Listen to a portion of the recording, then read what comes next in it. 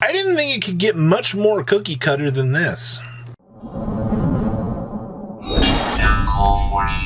A big 30% of you that are probably like, what in the world is cookie cutter? Smash some crap out of that subscribe button so you guys don't miss out on more awesome content. Cookie cutter is what they used to refer to as cookie cutter chaos format, which was one of the most worst case formats that I've ever actually had the chance of enjoying, because, you know, pretty much all the decks where, you know, you cut off the same essential engine and you would play it as cookie cutter. And I mean, it was, every time you take, you know, one of the cookie cutters, oh, everything's the same.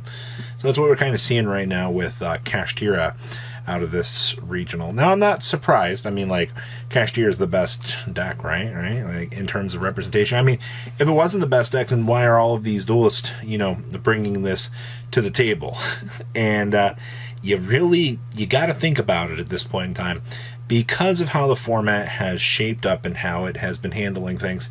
To see 5 Kashtira topping a regional, I mean, through the vastness of every other event that I have seen so far, we have seen, you know, there usually be 3 to 2 in top cut. It hasn't been as polarizing as what you're seeing right now with this turnover, where players are like, oh boy, you know, what's really going on. That's what it is. The cookie cutter has taken over. We also had 2 super heavy samurai decks in the top cut for this event. I'm also not surprised to see that. All real things aside, I mean, considering how this format has, you know, held up versus things, I mean, super heavy has been like the second best, strongest deck as of late. And then we had a branded deck where the duelist actually did not have cards from Syac. So they fired up Old Reliable here and got the chance to kind of step up into the light. And I think that's actually very much worth highlighting here, that, you know, you don't need the new fancy cards in order to do good. You can still be successful out here with what you have. Interesting. Let's pass on over to deck list. Second place out here is none other than Kashtira. I mean, Kashtira won the event. Kashtira got second place. It's just a whole Kashtira family out here.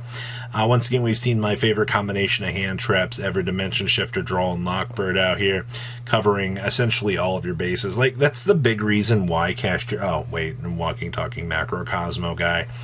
Getting the chance to do things out here. Arise Heart is genuinely one of the best, stupidest cards that you can actually have running around out here.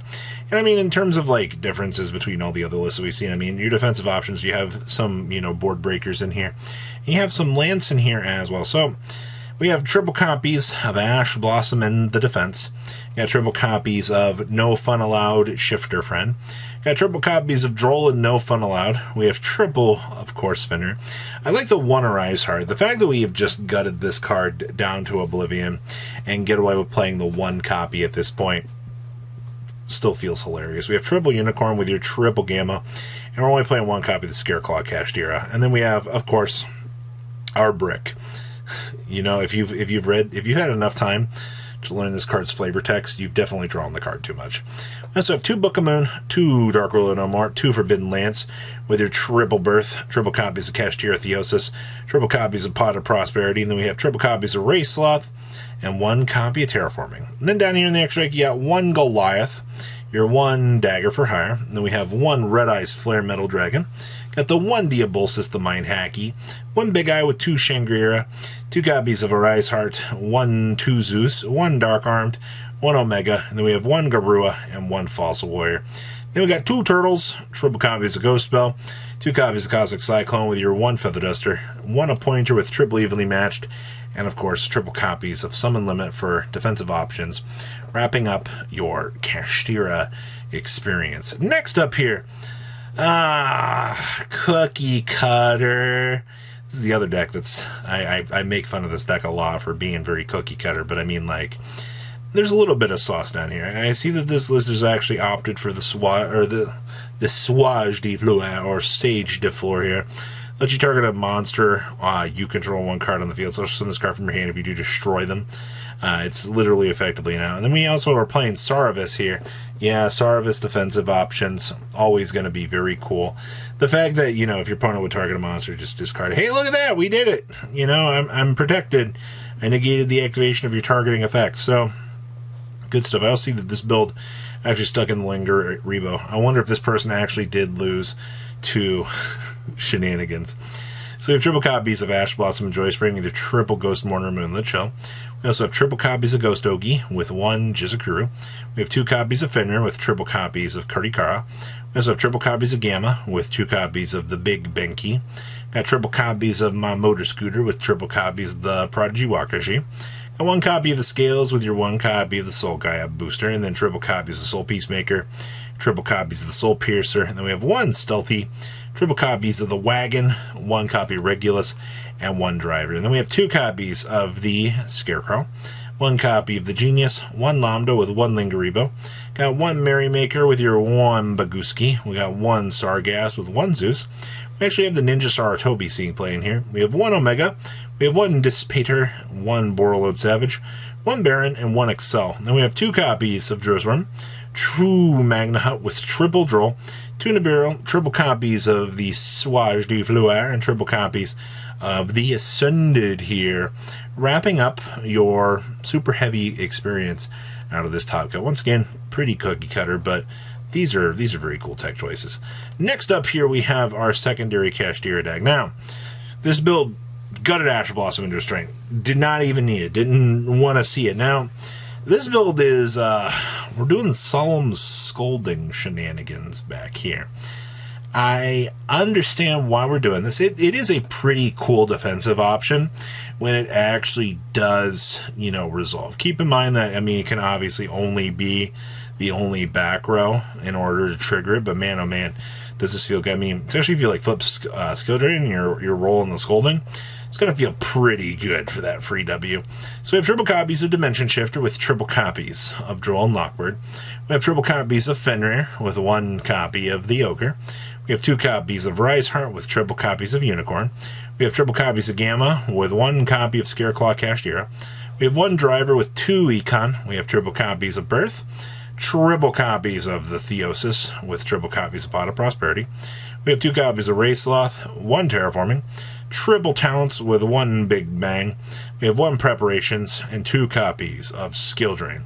And then, of course, we always have to have Goliath, right? We also have 1 Donner, 1 Soldier of Chaos with 2 Diabolsi's Nuggies, 1 Big Eye with 1 Dracosec, 2 copies of Shangri-La, 2 copies of Riseheart, 2 copies of Zeus, 1 Dark Armed, and 1 Innince. And then we have 1 Drusworm, triple Magna Hut with triple Lava Golem, triple Cosmic Cyclone, 1 Econ, triple Solemn Judgment, and 1 copy of Solemn Scolding, wrapping up, your essentially, once again, pretty cookie cutter list. But, keep in mind here, for as much as, these decks do kind of look like they go together, this one did have a lot of key differences. Cutting out Ash is a bold decision, but you're still playing the 9 cards that are going to carry you through. And our last list here is 50 cards. Sporting off, we actually got away with playing Maximus. Holy moly. This is by far one of the more interesting builds of Despia that I've seen. Yeah, we are playing the Expulsion package, it's fine. We have defensive options in here, like Dark World No More. Okay, so we have 1 copy of Albion, your triple Looper with 2 Blazing Cartesia, 1 Snoraneer with 1 Tragedy. We have 1 Maximus with triple Droll and Lockbird. Got, of course, your triple Fallen of Albaz with your 1 Gimmick Puppet Nightmare. Got triple Gamma with triple Radion.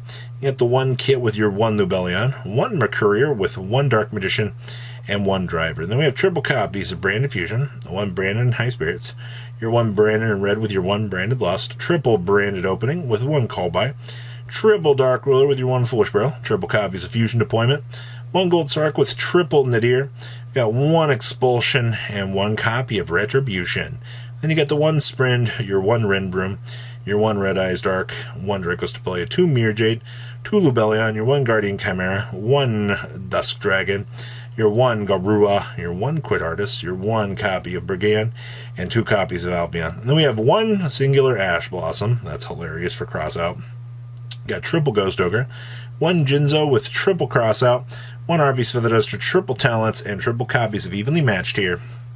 Wrapping up, by far one of the more meta-filled regionals, but some pretty cool stuff back here. So what do you guys think? Please leave a comment down below what you guys think, and I'll see your beautiful faces back here later in the day, guys. Peace out. Patrons, thank you.